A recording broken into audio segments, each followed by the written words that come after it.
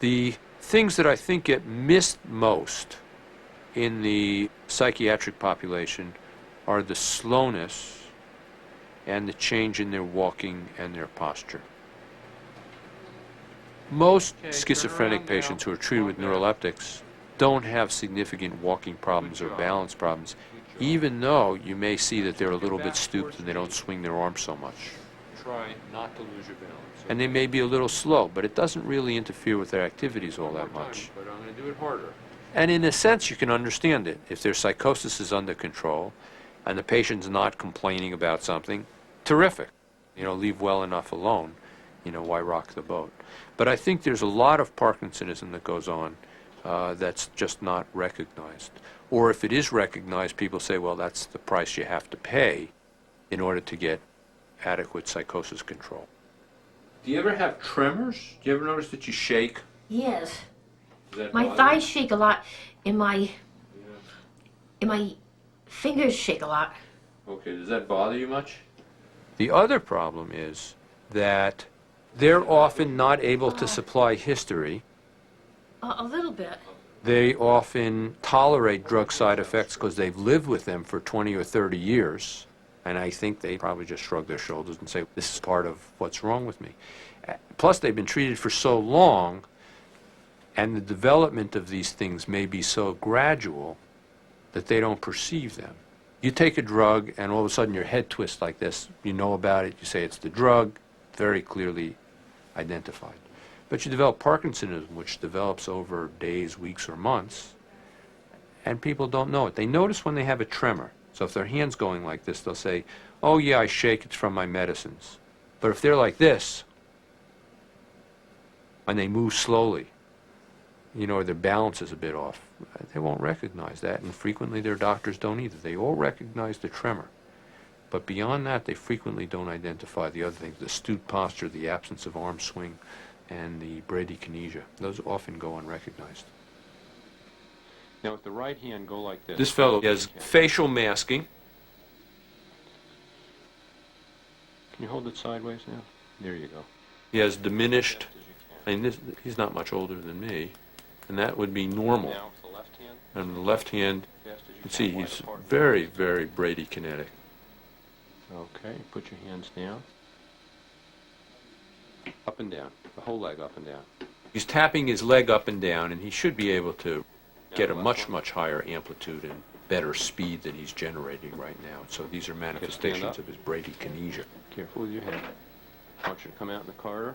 One of the issues that I face relatively commonly is, like him, the issue of a person who's being treated with an antipsychotic who develops Parkinsonism. And the question then is this purely drug-induced and will go away completely, never to return if they're taken off the drug? Or is it Parkinson's disease, sort of unmasked prematurely by drugs that do that, like the typical neuroleptics and risperidone, and to a lesser extent olanzapine?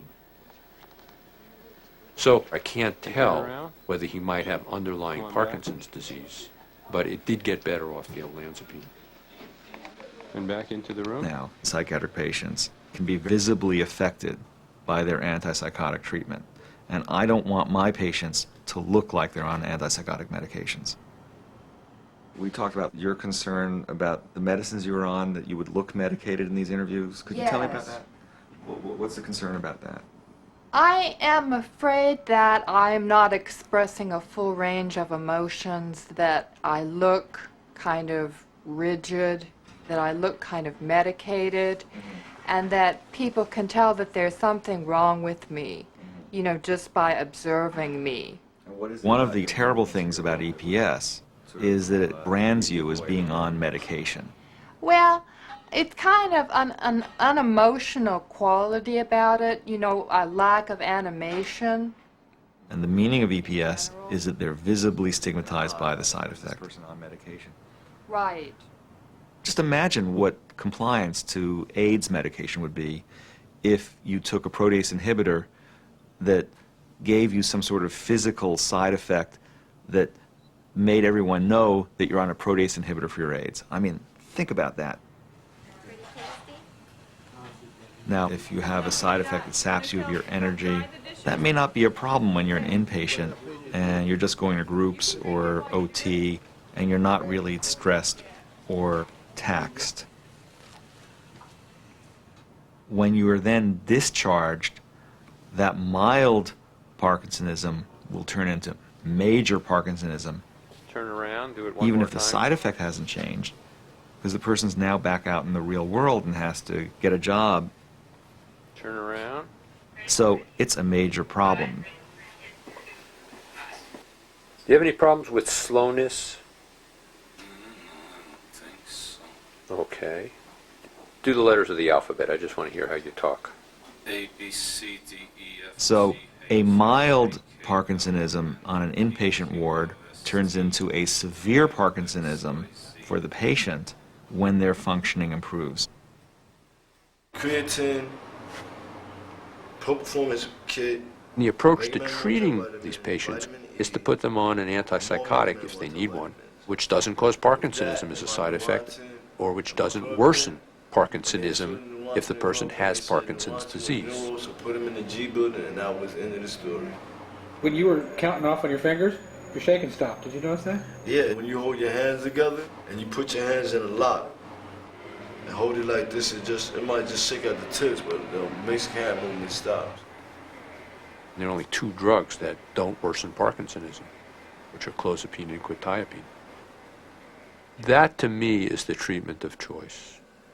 You might advocate using either an anticholinergic or a amantadine, 3 times a day. but if you have a drug that causes side effects, the best choice is to get rid of the drug that causes the side effects rather than to add on yet another drug to counter those side effects and then contribute new side effects from the new drug.